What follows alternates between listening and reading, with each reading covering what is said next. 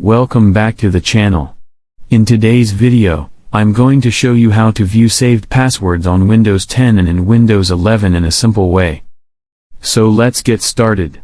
First, go to the Start button and click on it. Now click on Settings to open it.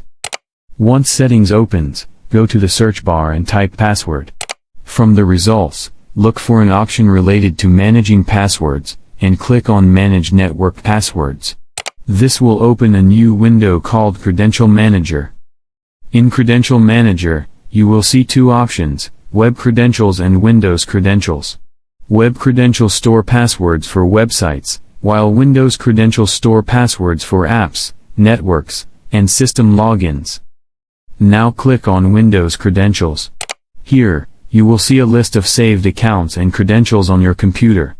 You can click on any of them to expand and view more details. So that's it. If you like this video, make sure to give it a thumbs up, then subscribe to the channel, and don't forget to press the bell icon so you never miss any new updates.